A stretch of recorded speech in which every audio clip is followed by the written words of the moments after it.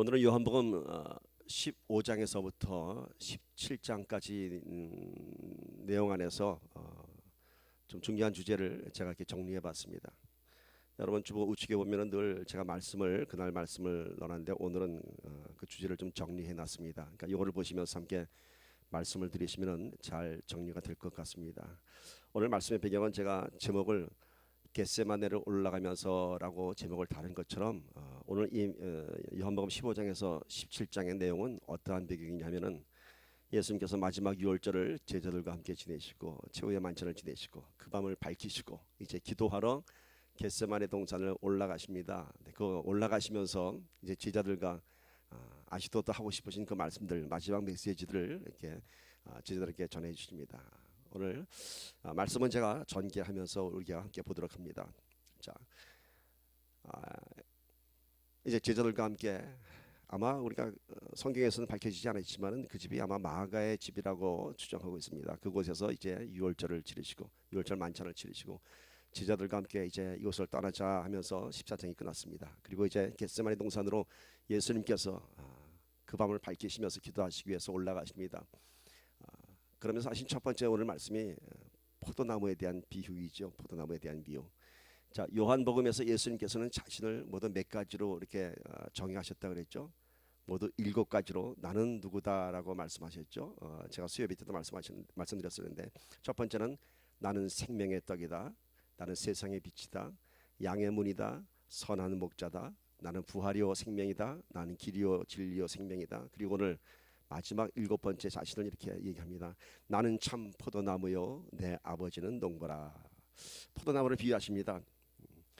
예수님께서는 이 땅에 포도나무로 심겨지었고 하나님께서는 그 포도나무를 농사를 지으신 농부라고 합니다. 그러면 우리는 뭐라고 말씀하시냐면은 가지라고 말씀하십니다. 자, 그 포도나무의 비유를 한번 보도록 합시다. 15장 1절에서 8절인데요. 좀 길긴 하지만은 예수님의 심정을 마음속에 품으시면서 한번 이 말씀 합독하도록 합니다. 시작. 나는 참 포도나무요 내 아버지는 농부라. 물은 내게 붙어 있어 열매를 맺지 아니하는 가지는 아버지께서 그것을 제거해 버리시고 무릇 열매를 맺는 가지는 더 열매를 맺게 하려 하여 그것을 깨끗하게 하시느니라. 너희는 내가 일러준 말로 이미 깨끗해졌으니 내 안에 거하라. 나도 너희 안에 거하리라. 가지가 포도나무에 붙어 있지 아니하면 스스로 열매를 맺을 수 없음 같이 너희도 내 안에 있지 아니하면 그러하리라. 나는 포도나무요 너희는 가지라. 그가 내 안에 내가 그 안에 가면 사람이 열매를 많이 맺나니 나를 떠나서는 너희가 아무것도 할 수 없음이라. 사람이 내 안에 거하지 아니하면 가지처럼 밖에 버려져 마르나니 사람들이 그것을 모아다가 불에 던져 사르느니라. 너희가 내 안에 거하고 내 말이 너희 안에 거하면 무엇이든지 원하는 대로 구하라. 그리하면 이루리라. 너희가 열매를 많이 맺으면 내 아버지께서 영광을 받으실 것이요 너희는 내 제자가 되리라. 아멘. 포도나무의 비유가 주는 메시지는 크게 2가지가 있습니다. 지금 읽어보신 대로 뭐라 그랬죠? 열매 없는 가지는 우리 아버지께서 가지를 치신다고 합니다. 그러니까 예수님의 포도나무에 붙어있는 우리가 가지들인데 그 가지에 열매가 열리지 않으면 누가 친다고요? 하나님께서 그 가지를 친다고 합니다. 2번째, 열매를 맺으려면 누구 안에 있어야 된다고요? 나의 안에 거하라 말씀하십니다. 자, 그러면 이렇게 한번 생각해 봅시다. 예수님이 포도나무십니다. 우리가 가지입니다. 그러면 가지에서 포도나무가 당연히 열려야 됩니다. 그런데 여러분 중동 땅에는 참 많은 포도나무가 있습니다. 그래서 이스라엘을 포도나무로 비유하기도 합니다. 예전에 저희 집에도 포도나무가 2그루 있었습니다. 그래서 포도나무를 참 잘합니다 저는. 그런데요 포도나무에 그 수많은 가지들이 잎이 무성하고 포도가 주렁주렁 매달려 있는데 보면은 모든 가지에 다 포도가 열리는 것 아닙니다. 많은 가지들이 잎만 풍성하게 매달려서 그늘을 만들기도 하고 물론 그것이 도움이 되기도 하지만 너무 잎이 무성하면요 자라던 포도송이가 햇빛에 가려져서 더 자라지 못하고 건포도가 되기도 하고 그럽니다. 그러면 오늘 우리가 이걸 생각해 봅시다. 예수님 앞에 붙은 가지는 다 가지인데 우리들인데 누구는 열매를 맺고 누구는 열매를 맺지 못한다고 합니다. 그래서 열매를 맺지 못하는 가지는 가지치기를 당하는 것이죠. 뭐를 위해서? 열매 맺는 가지를 위해서. 자, 이 두 주제를 우리 한번 머릿속에 담아두고 한번 얘기를 예수님의 이 비유를 한번 해석해 봅시다. 자, 제가 좀 엉뚱한 질문 하나 해볼까요? 해보도록 할게요. 포도나무는 포도가 열려서 포도나무인가요? 아니면은 포도가 열리기 때문에 포도나무인가요? 좀 질문이 이상한가요? 좀 이상하죠. 자, 포도나무는 포도가 열려서 포도나무인가요? 아니면 포도가 열리기 때문에 포도나무인가요? 좀 말장난 같은 질문 같죠? 그것들은 근데 이거를 이렇게 질문을 거꾸로 제가 좀 다른 질문을 대입해 보면은 답이 금방 나옵니다. 하나님이 참 거룩하신 분입니다. 정말 온 우주를 창조하시고 우리를 지으신 분이십니다. 그러면은 하나님이 거룩하시기 때문에 우리가 그 안에서 거룩해지는 것입니까? 아니면은 내가 거룩한 신앙생활을 하기 때문에 내 안에 능력이 나타나기 때문에 우리 하나님이 거룩하신 분입니까? 뭐 이러면은 뭐 아이들도 금방 대답할 수 있는 쉬운 질문이 되죠. 그거예요. 포도나무는 포도가 열리는 것은 포도나무이기 때문에 포도가 열리는 것입니다. 우리 신앙생활에 오늘 거룩한 능력이 나타나는 것은 우리 하나님이 거룩한 분이시기 때문에 우리 안에 거룩한 능력이 나타나는 것입니다. 결코 나 때문에 하나님이 어떤 분, 결코 나 때문에 하나님이 어떤 분 되시는 건 아닙니다. 우리가 하나님을 망령되이 잊지 말라라고 하는 것은 우리가 하나님을 믿는다고 하면서 하나님의 거룩함을 깨뜨려서는 안 된다고 하는 것입니다. 하나님은 거룩하신 분이고 그 안에서 우리가 거룩한 열매를 맺어야 하는 것입니다. 그런데 오늘 예수님의 비유를 보면은 포도나무에 매달린 가지가 제가 아까 말씀드린 대로 다 열매를 맺는 것이 아니라 열매 맺지 못하는 가지가 있는 것을 비유하십니다. 자, 15장 2절 봅시다. 내게 붙어 있어 열매를 맺지 아니하는 가지는 아버지께서 그것을 제거해 버리시고 무릇 열매를 맺는 가지는 더 열매를 맺게 하려 하여 그것을 깨끗하게 하시느니라. 뭐 쉽게 생각하면은 별 고민 없이 해석할 수 있는 부분입니다. 자, 열매 맺는 가지는 풍성하기 위해서 잘 또 열매 맺기 위해서 열매가 없는 가지를 다 가지치기를 한다고 합니다. 당연한 포도 농사의 그런 상식입니다. 그런데 문제는 뭔가 하면은 포도나무에 다 수많은 가지들이 다 열매를 맺지 않는 것처럼 예수님께 붙어 있는데도 열매가 열리지 않는 가지는 무엇을 의미하는 것일까요, 여러분? 자, 나는 포도나무여 너희는 가지라 그랬습니다. 그럼 포도나무에 붙어 있는 다 가지는 포도나무의 가지입니다. 그런데 어떤 가지는 열매가 열리고 어떤 가지는 열매가 열리지 않습니다. 도대체 이게 무슨 비유일까요? 가지에 다 열매가 열리지 않은 이 비유가 뭘까요? 이거죠. 예수를 믿는다고 하는데 예수를 믿는 것 같은데 실제로는 그 삶 속에 예수가 없는 사람들, 신앙생활을 하는데 그 안에 신앙의 능력이 없는 사람들, 이걸 보고 우리가 이런 얘기하죠. 경건의 모양은 있지만은 경건의 능력이 없는 사람들, 이게 바로 성도이지만은 성도가 아닌 사람들, 포도나무의 가지이지만은 열매를 맺지 못해서 결국 가지치기를 당하는 것처럼 그런 말씀이 있잖아요. 훗날 아버지 앞에 갔을 때 나는 너를 모르겠노라. 얼마나 무서운 말씀입니까? 우리가 성도라가면서 이 땅에 살면서 훗날 주님 앞에 섰을 때 난 너를 모르노라 하면은 참 무서운 심판인 것입니다. 아니 그 이전에 벌써 열매를 맺지 못하는 가지는 다 나무 가지치기를 당한다고 합니다. 디모데후서 3장 5절 보면 이런 말씀이 있습니다. 경건의 모양은 있으나 경건의 능력은 부인하니 이 같은 자들에서 내가 돌아서라. 이 같은 자들에게서 내가 돌아서라. 자, 근데 경건의 모양은 있으나 경건의 능력이 없는 그 이유가 뭐냐면 경건의 능력을 부인하기 때문이라고 하는 것입니다. 경건의 능력을 부인하는 것이 무엇입니까? 그 안에 믿음이 없는 것이죠. 예수 믿는다고 하면서도 예수에 대한 믿음이 없고 신뢰가 없기 때문에 경건의 능력이 나타나지 않는 것입니다. 오늘 경건의 능력을 부인한다는 것이 뭐냐면은 결국 믿음이 없는 빈 껍데기 신학을 얘기하는 것이고 그 안에 예수가 없기 때문인 것입니다. 그래서 오늘 가지에 붙어 있는 것이 중요한 것이 아니라 포도나무의 가지가 되는 것이 중요한 것이 아니라 오늘 예수님께서 말씀하시는 그 안에 내가 있고 내가 그 안에 있느니라 말씀하신 것처럼 우리가 예수 그리스도 안에 있어야 하는 것이고요. 우리 삶 속에 예수 그리스도가 들어오셔야 하는 것입니다. 이거를 그리스도와의 연합이라고 얘기합니다. 즉 포도나무의 가지가 다 포도나무에 붙어서 열매를 맺지 않는 것은 그 안에 예수의 생명이 없기 때문인 것입니다. 그러니까 오늘 우리는 성도라고 하지만은 어떤 성도가 되어야 돼요? 내 안에 예수가 있는, 예수와 연합하는 예수님이 내 안에 있고 내가 예수 안에 있는 그러한 가치가 생명이 있어서 경건의 능력이 나타나는 것입니다. 자, 15장 5절 보십시다. 나는 포도나무여 너희는 가지라 그가 내 안에 그가 내가 그 안에 거하면 사람이 열매를 많이 맺나니 나를 떠나서는 너희가 아무것도 할 수 없음이라. 자, 열매 맺는 비결이 뭔가요? 그러면은 그리스도와의 연합인 것입니다. 내가 예수 안에 살고 예수가 내 안에 있을 때 그때 열매가 맺어지는 것입니다. 이 그리스도와의 연합의 비밀은요 어디에 있느냐 하면은 바로 내 안에 있는 것입니다.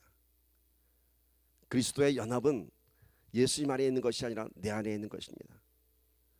더 쉽게 얘기하면 내가 누구와 함께 살아간다고 하는 것은, 내가 누구와 함께 동행한다고 하는 것은 내가 그 안에 들어가는 것이지 그 사람이 나를 맞춰서 살아가는 것 아닙니다.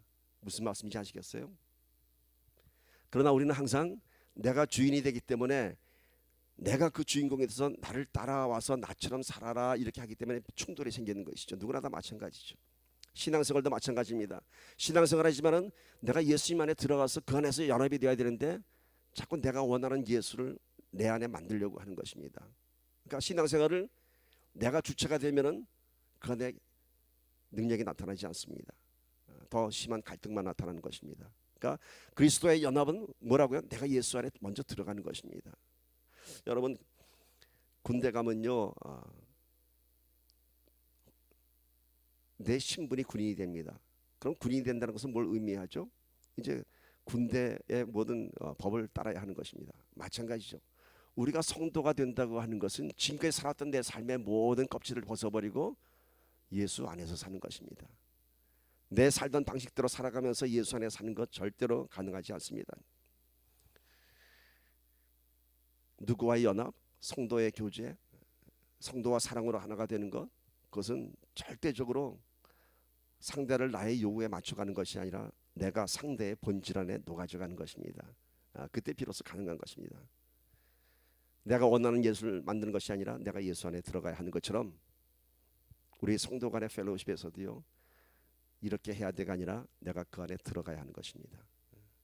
우리 신앙의 본질은 예수님을 내 삶 속에 끌어들이는 것이 아니라 내가 예수님의 십자가에 함께 연합해야 하는 것입니다. 그 연합이란 안에 바로 십자가의 죽음이 있고요, 십자가의 부활이 있고 십자가의 영광이 있는 것입니다. 그때 우리 안에 신앙의 능력, 신앙의 열매가 주렁주렁 매달리는 것입니다. 그런데 이 그리스도와의 연합은요, 한번 내가 신앙 고백하고 내가 주와 함께 살겠다는 그 고백 한 번으로 끝나는 것이 아닙니다. 이것은 연속적인 삶이 되어야 되는 것입니다.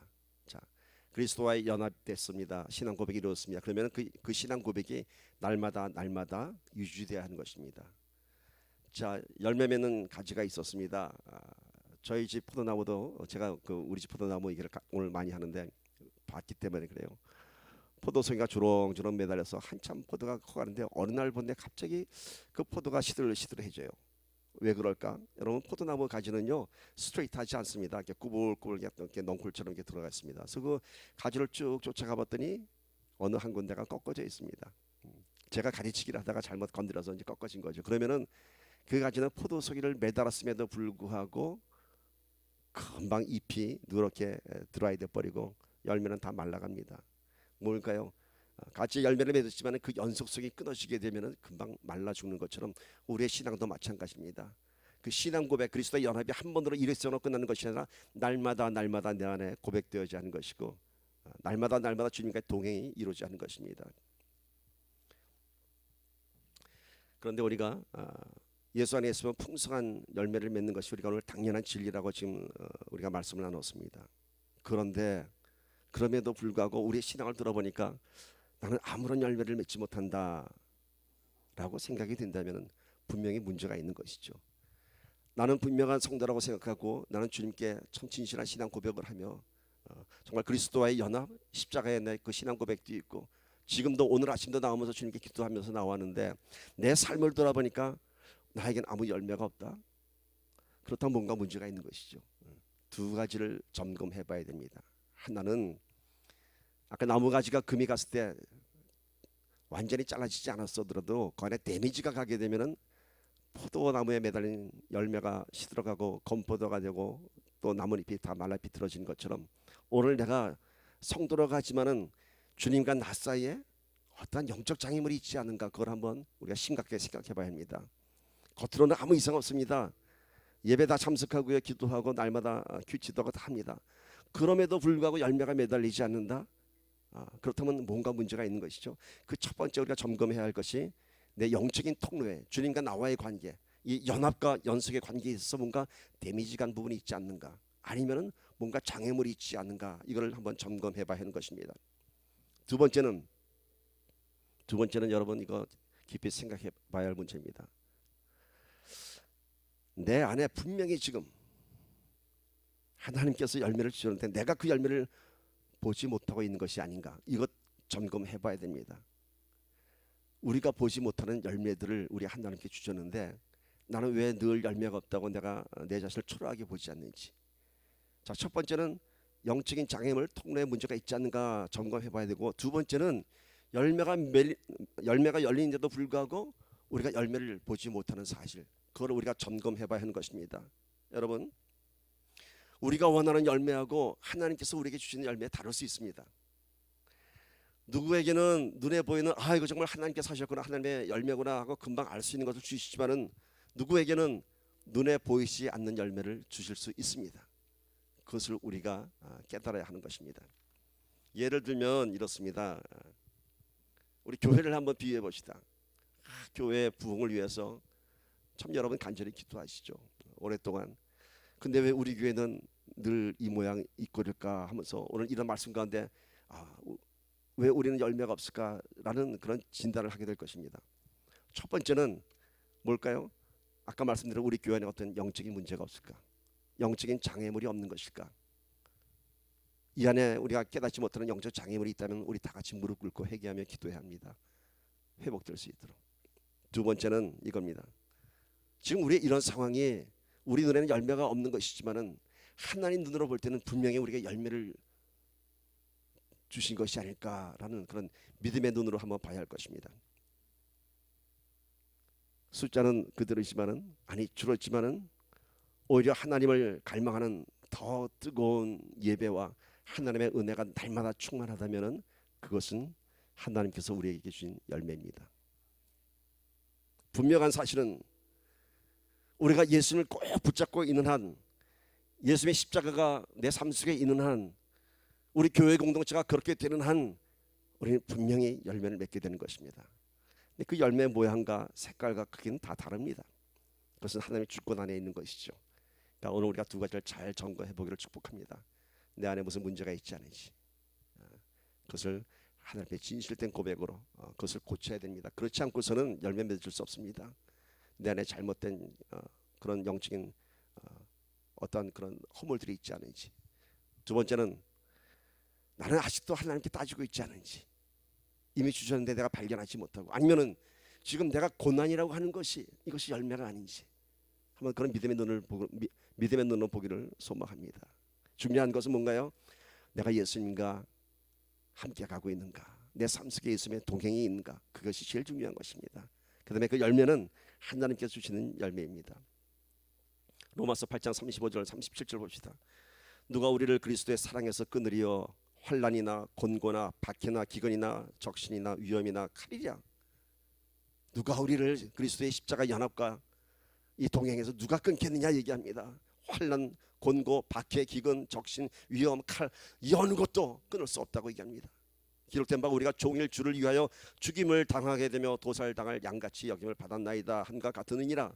그러나 이 모든 일에 우리를 사랑하신 이로 말미암아 우리가 넉넉히 이기느니라. 자, 사도 바울의 고백이죠.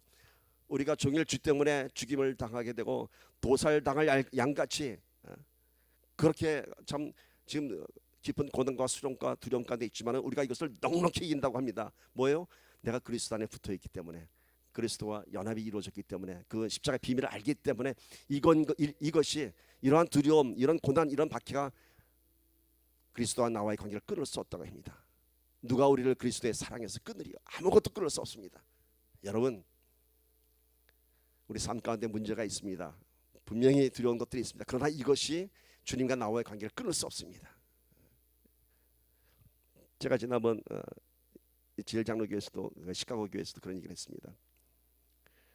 헌신 예배이기 때문에 헌신에 대한 걸 잠깐 말씀드렸는데, 항상 기뻐하라, 쉬지 말고 기도하라, 범사에 감사하라, 이것에 대한 하나님의 거룩한 요구를 우리는 부담스러워합니다.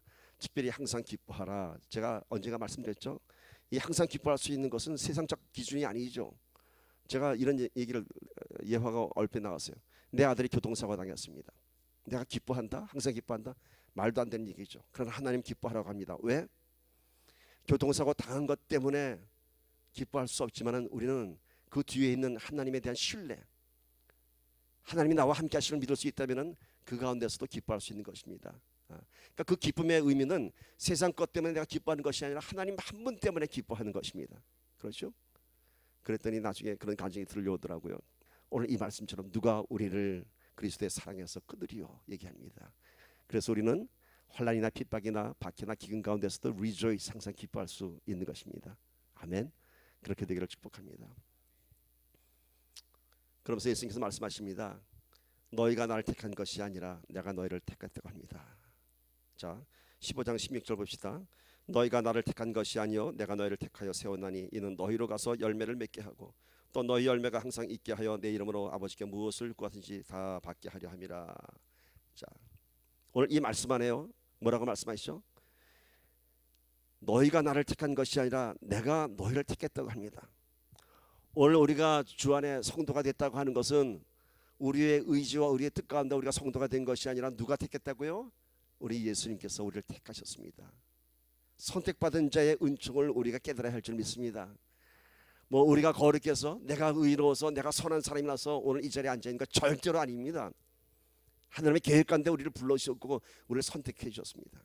근데 그 선택받은 자에 대한 사명을 얘기하는 것입니다. 이 말씀 안에 내가 너희를 택하여 세웠나니 이는 너희로 가서 열매를 맺게 하고 또 너희 열매가 항상 있게 하여. 자, 선택받은 자에 대한 은총이 있고 뭐가 있죠? 사명이 있는 것입니다. 열매를 맺어야 하는 것입니다. 결코 구원은 우리의 의지가 아니고 우리의 노력이 아니고 오직 하나님의 은총입니다. 그런데 그 은총은 그냥 주시는 것이 아니라 우리를 선택하신 뒤에는 목적이 있는 것이죠. 우리의 사명이 있는 것이죠. 열매를 맺게 하려 함이라. 제가 미랄에 비었을 때 얘기했죠. 그 미랄이 썩어져 죽어서 뭐 열매를 많이 맺어야 되는데 우리는 어디까지 간다고 늘 열매 맺는 것에서 끝나는 것이죠. 아니, 열매 맺기만을 원하는 것입니다. 내 삶 속에서 축복이 들어와야 되고 형통함이 있어야 되고 그런 예수 믿는 것 때문에 내가 누리는 그런 풍성한 열매들을 원하지만 사실은 열매에서 끝나는 것이 아니라 뭐라 그랬죠? 그 열매가 썩어져서 씨앗이 땅에 내려서 또 다른 생명을 잉태해야 되는 것입니다. 오늘 이것을 말씀하시는 것입니다. 구원의 은총, 선택의 은총 뒤에는 분명 열매를 맺어야 합니다. 근데 어떤 열매인가? 생명의 열매를 맺지 않는 것입니다. 선한 것에서 선한 것이 나오고 악한 것에서 악한 것이 나옵니다.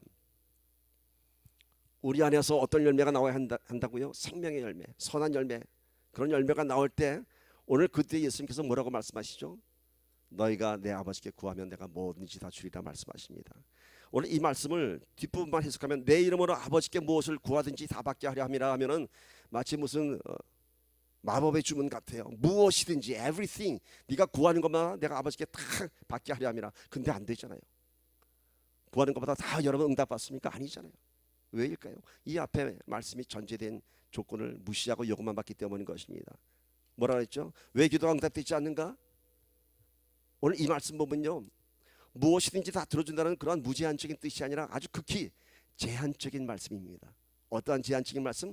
우리가 선한 열매를 맺을 때, 아멘. 우리가 선한 열매를 맺을 때, 그때에 우리의 기도를 들어주시는 것입니다. 우리가 기도할 때 뭐부터 기도한다고 했죠? 그의 나라와 그의 의를 구하라. 그러니까 우리 안에서 선한 기도가 먼저 나올 때, 선한 것을 먼저 기도하고 내 삶 속에서 선한 열매들이 나타날 때 그때 하나님께서 우리의 무엇이든지 구한 대로 주리라. 왜냐하면 우리는 이미 필터가 됐어요. 이제는 내가 구하는 것이 선한 것을 구하는지 악한 것을 구하지 않아요. 이제는 내가 구하는 것이 나의 유익을 위해서 구하는 것이 아니라 하나님 나라를 위해서 구해요. 그러니까 무엇이든지 하늘은 이미 선한 것에 대한 필터가 되어 있는 거예요. 근데 우리는 그런 전제 조건 없이 무엇이든지 다 구하면 받으리라. 할렐루야. 아니죠. 우리 안에 그런 그릇이 되어야지, 거룩한 통로가 되어야지 그때 하나님께서 거룩한 것들, 그 무엇이든지 안에는 이것도 주고 저것도 주고 아니라 거룩한 열매를 주시는 것입니다. 그렇지 않아요? 여러분 사랑하는 아들 딸들이 뭐 엄마 아빠 달라 뭐 주어야 할 때 다 주나요? 아니죠. 걔네들이 뭔가 구별할 줄 알고 선한 것을 구별할 줄 알고 이제 걔네들이 뭔가 이제 성인이 되어갈 때는 주는 것이 점점 다르죠. 아니 어렸을 때 아이한테 칼 주는 엄마 봤어요? 없죠. 그러나 점점 크면서 칼이 무엇인지 구별하게 되고 그 칼로 무엇을 쓸 줄 알 때 엄마 칼 어디 있어요? 저기 있다 얘기하지 않습니까? 오늘 이것이 바로 그겁니다. 너희가 그런 거룩한 열매는 맺을 때 선한 열매가 무엇인지 구별할 수 있을 때 무엇이든지 구한 대로 주리라 말씀하십니다. 자 그렇게 되면은 이제 그 뒤에 이제 이런 말씀을 하십니다. 오늘 여러분 겟세마네 동산 가시면서 주 예수님이 말씀하시는 거예요. 포도나무의 비유를 말씀하셨고요. 이제 뭐라고 얘기했죠? 지금 선한 열매에 대해서 말씀하셨고 너희가 무엇이든지 구하는 것들을 다 줄 텐데 그것은 그냥 주는 게 아니라 너희 안에 그런 선한 선택이 있어야 되고 선한 구별함이 있어야 된다 말씀하시죠. 이 뒤에는 무슨 얘기하냐면 또 다른 사명을 또 다른 제자들이 감당해야 할 것들을 말씀하십니다. 자 예수와 함께한 것 이제 내가 이 세상을 떠나고 나면 너희가 나처럼 살아야 되는데 십자가 연합이 감당해야 하는 것이 있습니다. 자, 요한복음 15장 20절에 이런 얘기예요. 너희가 박해를 받으리라. 내가 고난을 받는 것처럼 너희도 고난을 받으리라. 이거를 너희가 감당해야 된다 말씀하십니다. 자 15장 20절 봅시다. 내가 너희에게 종이 주인보다 더 크지 못하다 한 말을 기억하라. 사람들이 나를 박해하였은즉 너희도 박해할 것이요 내 말을 지켰은즉 너희 말도 지킬 것이라. 이제 보세요. 사람들이 나를 박해하였은즉 사람들이 나를 십자가에 매달 것인즉 너희도 박해할 것이라. 너희도 십자가에 매달리리라. 내가 고난의 길을 갔은즉 너희도 그 고난의 길을 받으리라 말씀하십니다. 자 예수님께서 뭐라 했죠? 내 포도나무에 비유를 하시면서 너희는 내 안에 내가 너희 안에 있을 때 풍성한 열매를 맺으리라 말씀하셨는데 그 뒤에 이어서 열매만 맺는 것이 아니라 뭐예요? 박해도 받을 것이라 말씀하십니다. 그런 풍성한 열매를 맺기 위해서 감당해야 하는 제자의 사명, 그 사명 뒤에 또 감당해야 될 박해와 고난이 있는 것입니다. 그러면서 이런 말씀하세요. 종이 주인보다 더 크지 못하는 것을 내가 얘기했다 말씀합니다. 이건 뭐냐면요. 내가 받는 고난이 우리가 받는 고난이 저와 여러분이 받는 고난이 결코 예수님의 고난보다 클 수 없습니다. 저와 여러분이 받는 영광이 예수님보다 클 수 없습니다. 사람들이 나를 박해하였은즉 너희도 박해할 것이요 내 말을 지켰은즉 너희의 말도 지킬 것이라. 이건 무슨 말씀인지 아세요 여러분? 나를 박해하는 자들은 너희도 박해할 거야. 그러나 내 말을 지키는 자들은 너희 말도 지킬 것이야. 무슨 뜻일까요? 나를 박해하는 자가 누군가요? 예수를 박해하는 자들은 예수를 부인하는 자들, 예수를 믿지 않는 자들이죠. 그들은 너희도 안 믿어. 종이 주인보다 크지 못할 거야. 나를 박해하고 나를 미워하는데 너희를 사랑해. 너 아니야. 이 뜻입니다. 나를 핍박하는 자들은 너희도 핍박할 거야. 그리고 내 말을 믿는 자들, 내 말을 지키는 자들은 너희 말도 지켜. 그것은 너희가 잘나서 믿는 것이 아니라 그들이 내 말을 믿기 때문에 지키는 거야. 어려운 얘기 아닙니다. 신앙생활 하다 보면 우리가 늘 충동되는 일이 많습니다. 믿지 않는 가족들 간의 갈등도 있고요. 믿지 않은 직장에서 만나는 사람들, 세상의 사람들 갈등이 있습니다. 그 갈등의 이유가 뭐라고요? 예수를 믿느냐 안 믿느냐예요. 그 갈등의 시작은 그들이 예수를 믿지 않기 때문에 갈등이 시작하는 것입니다. 또 때로는 우리가 예수 믿는 것 때문에 참 대접 잘 받을 때가 있습니다. 그 이유는 뭐라고요? 내가 잘나서 대접받는 것이 아니라 그들이 예수를 믿기 때문에 대접받는 것입니다. 노방전도 해보면 압니다. 우리가 예전에 노방전도 다 해보셨잖아요. 설교 시드시면서 꼭 들으세요. 예수 믿으세요 라고 하면 두 가지 사람이 있죠. 째려보면서 가는 사람 아니면 도망가는 사람. 그 사람들은 여러분이 미워서 여러분이 무서워서 도망가는 거 아니에요. 누구 때문에? 예수를 안 믿기 때문인 것이에요. 그런가 하면은 은혜 나누세요 주변에 활짝 웃으면서 아유 감사합니다 하면서 막 우리를 아주 그냥 웃으면서 참 이렇게 환대하는 사람들이 있습니다. 그건 뭐라고요? 내 인상이 좋아서 저들의 감동을 줘서 주는 게 아니라 그들이 예수를 사랑하기 때문인 것입니다. 아시겠죠? 그럼 우리 핍박의 조건도 갈등의 조건도 다 누구 때문에? 나 때문이 아니라 예수님 때문에. 우리가 받는 그 환대와 우리가 받는 그 모든 참 그 너그러움들 그 뭐 때문에? 예수님 때문에. 그 사람이 인격이 좋아서 나를 용서하는 게 아니에요. 그 사람이 예수를 잘 믿기 때문에 나를 용서하는 거예요. 제가 이렇게 집회 가면 많은 사람들 대접받죠. 뭐 제 목사 말씀이 좋아서 너 아니에요. 그들이 말씀을 사모하는 예수님을 사랑하는 자들이기 때문에 저를 사랑하는 것입니다. 그러면 우리가 이런 결론을 내리죠. 우리도 그와 같이 예수를 사랑하는 만큼 누구도 사랑해야 되는 결론에 다다른 것입니다. 이런 간증 들었습니다. 뉴욕 제자교회 얘기입니다. 탈북한 사람들도 오고요. 그 교회는 조선족도 옵니다. 오는 목적이 있습니다. 대부분의 사람들이 망명 신청을 합니다. 뉴욕에 와서. 그래서 영주권을 받기 위해서 교회 등록하고 어느 정도 시간이 지나면은 이제 망명 신청을 합니다. 그러면 그 에비던스를 위해서 그 판사 앞에 가는 날 목사님이 함께 갑니다. 가서 판사가 보고 그날 이제 판결을 내립니다. 이 망명을 허용할 것인지 허용하지 않을 것인지. 목사님께서 그런 간증하세요. 판사들이 이렇게 다 이제 한 사람씩 이제 들어오는데 어느 날 자기가 그 참 힘들겠다 하는 그분을 같이 데리고 갔다고 합니다. 여러 가지 조건으로 봐서는 들 수가 없는 너무 결격사유가 많은 사람이었다고 합니다. 그래서 막 그 사람이 막 너무 두려워하고 그 판사가 들어왔는데 막 어쩔 줄 몰라 하길래 우리 기도합시다 하면서 그 판사가 법정에 들어와서 앉아서 뭘 정리하는 동안 손을 꼭 붙잡고 함께 기도했다고 합니다.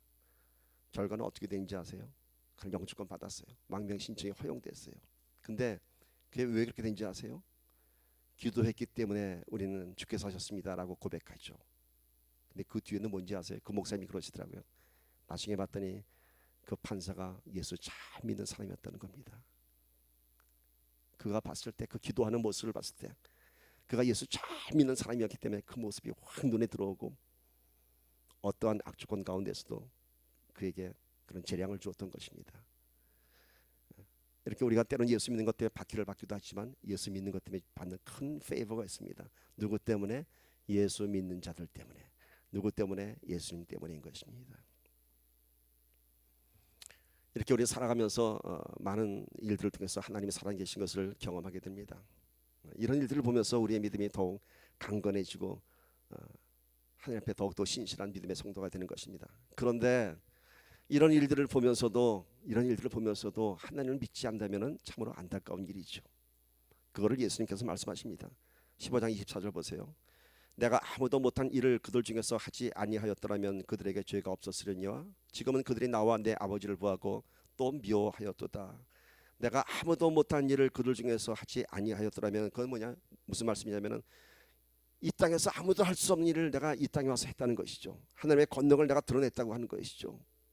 그런데 그것을 보고도 그들이 나를 믿지 않는 거예요. 근데 그들이 차라리 그걸 보지 않았더라면은 내 권능을 보지 않았더라면은 그들이 죄가 되지 아니하였으려니와 그들은 그 일을 보고도 내 아버지를 보았음에도 불구하고 나를 미워하고 아버지를 부인하였도다.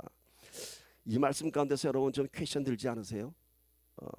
이것도 한 숙제 한 좋은 주제인데 자 그러면은 이 말씀 그대로면은 하나님의 그 기적 예수님께서 이 땅에 오신 그 권능의 일들을 보고 안 믿은 사람들은 죄예요. 틀림없이. 그러면 못 본 사람들 이방인들 좀 더 확대해서 예수님이 살지 않는 우리 조선 땅에 살고 있는 사람들 그 2000년 전에 조선이 아니겠구나 뭐 고구려든지 하여튼 그 사람들은 죄가 아니라는 얘기를 걸 수가 있어요. 여기다가 그죠? 이게 그러잖아요. 이게 그들에게 죄가 없었으려니와 뭐 때문에 내가 아무도 못한 일을 그들 중에서 하지 아니하였더라면은 그러니까 예수님께서 조선 땅에서 아무것도 일을 하지 않았으니까 오지 않으셨으니까 그들은 죄가 없었으려냐? 그럼 그들은 다 구원받았을까요? 아니죠.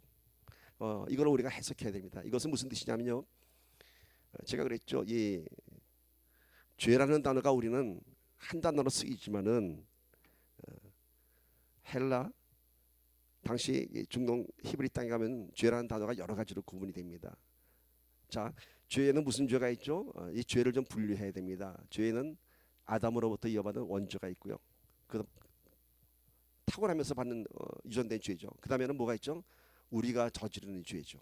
이거는 이제 신학적인 단어로 자범죄라고 합니다. 내가 스스로 짓는 죄. 근데 이 자범죄 안에 어떤 죄가 있냐면은 내가 알고도 짓는 죄가 있습니다. 고의적인 죄. 이게 죄인지 하면 안 되는 거 알면서 짓는 고범죄가 있고요. 또 하나는 내가 모르고 짓는 죄가 있습니다. 무고지죄. 그러니까 오늘 저들이 내가 하는 일을 보지 않았으면 죄가 없었으려니와라고 하는 이 죄의 의미는 그 모든 죄 원죄를 포함한 죄가 아니라 뭐예요? 보고도 믿지 못하는 죄에 해당하는 것입니다. 자, 죄가 없었으려냐의 의미는 알고 짓는 죄가 없었으려냐 뜻입니다. 그러니까 만약에 저들이 안 봤으면은 죄가 없었으려니와 이 뜻은 저들이 나를 안 봤기 때문에 몰랐기 때문에 짓는, 그러니까 보고도 나를 믿지 않는 건 죄다 이거죠. 그죠? 안 봤으면은 안 봤기 때문에 그런 죄에서는 해당이 안 될 수 있다는 것입니다. 그러니까 죄의 종류가 틀린 것입니다. 그러면은 제가 한번 이런 질문 던져볼게요. 알고 짓는 죄하고 모르고 짓는 죄 중에서 여러분은 어떠한 죄가 더 무섭다고 생각하십니까? 내가 알고 짓는 죄 그리고 모르고 짓는 죄. 우리는 알고 짓는 죄가 더 무섭지요 라고 생각합니다. 또 모르고 짓는 죄라고 대답하는 분도 있습니다. 알고 짓는 죄가 더 무섭다고 하는 것은 그 안에 내 의지가 담겨져 있기 때문에 내가 지은 죄이기 때문에 그게 더 무섭다고 이해합니다. 근데 더 깊이 생각해 보면요, 모르고 짓는 죄가 더 무섭습니다. 왜냐하면은 알고 짓는 죄는 자기가 알기 때문에 이게 죄인지 알기 때문에 훗날 회개할 수 있는 기회가 있습니다. 그런데 모르고 짓는 죄는 죄인지를 모르기 때문에 회개할 기회가 없어요. 죄에 대한 인식이 없는 거예요. 사실은 이것이 더 무서운 것입니다. 오늘 우리가 가서 기도할 때 모르고 짓는 죄도 용서해 주시옵소서라는 기도를 하지 않습니까? 오늘 우리 죄에 대한 구분을 잘 해야 됩니다. 그러니까 오늘 이 말씀은 바로 그 부분입니다. 모든 죄를 없는 것이 아니라 그 부분의 죄, 나를 보고도 믿지 못하는 그 죄를 얘기하는 것입니다. 그다음에 16장 1절에 3절에서 이런 얘기합니다. 계속 되어지는 얘기입니다. 내가 이것을 너희에게 이르면 너희로 실족하지 않게 하려 함이니 사람들이 너희를 출교할 뿐 아니라 때가 이르면 무릇 너희를 죽이는 자가 생각하기를 이것이 하나님을 섬기는 일이라 하리라. 그들이 이런 일을 할 것은 아버지와 나를 알지 못함이라. 지금 예수님께서 박해받고 핍박받을 일에 대해서 계속 얘기합니다. 근데 내가 이 얘기를 한 이유는 너희가 실족하지 않게 하려 함이라. 자, 예수님께서는 미리 모든 일을 다 말씀하시죠. 가룟유다가 팔 것도 얘기하시고 십자가에 매달릴 것도 다 얘기하시죠. 왜? 이미 계획된 일이다. 그러니 당황하지 말고 그런 줄 알아라 라고 얘기하는 것입니다. 지금 오늘도 겟세마네 동산 올라가시면서 이 얘기를 다 하는 것은 너희가 앞으로 당할 일 때문에 실족하지 않게 하려면 이거 다 앞으로 있을 일들이야. 근데 그 있을 일들이 다 나를 믿으면 당연히 감당해야 할 일들이야 라고 얘기합니다. 그런데 이제 앞으로 어떤 일들이 있냐면 사람들이 너를 출교할 뿐 아니라 출교가 얼마나 무서운 것인지 얘기했죠. 그 사회에서 완전 격리된 겁니다. 그런가 하면은 너희를 죽이는 자가 있으리라. 그런데 그들이 하는 그 행동과 생각이 뭐라고요?